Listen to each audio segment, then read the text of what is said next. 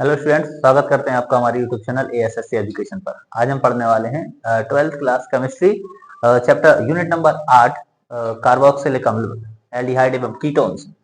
Most time question, Cannizzaro अभिक्रिया क्या है लिखिए। ठीक है, तो काफी ज्यादा मोस्ट टाइम क्वेश्चन है। 24 में भी आया हुआ है, 23 में भी आया था, तो इस बार भी पूरे चांसेस है आ सकता है।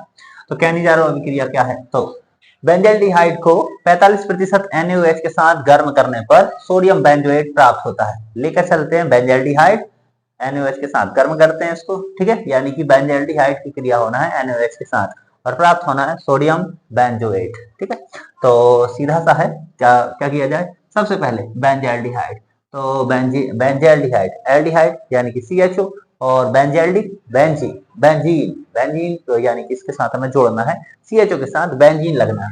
किसी भी चीज के साथ आप बेंजीन लगाएंगे यानी कि C6H6 ना रह के H कितना हो जाएगा 5, और साथ में जुड़ जाएगा CHO, यानी कि यहाँ पर हो जाएगा C6H5CHO, यानी कि ये क्या हुआ C6H5CHO, यानी कि बेंजल्डिहाइड।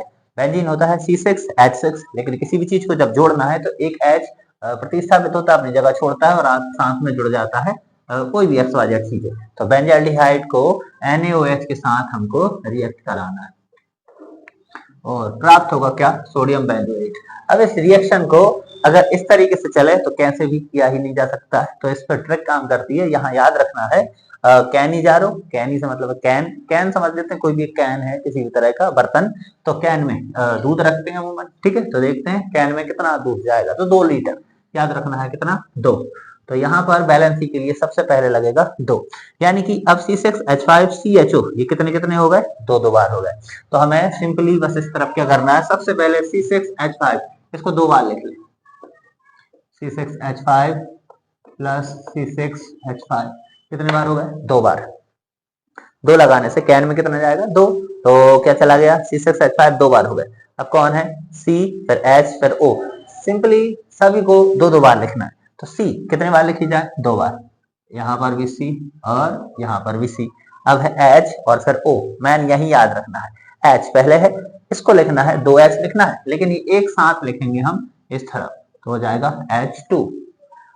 H जो पहले है लिखा जाएगा बाद में पीछे की तरफ।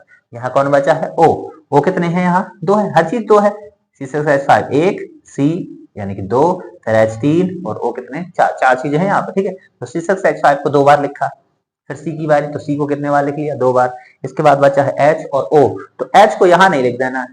ठीक है, इसको कहाँ लिखाना? पीछे की तरफ। और फिर बचा क्या है यहाँ? O।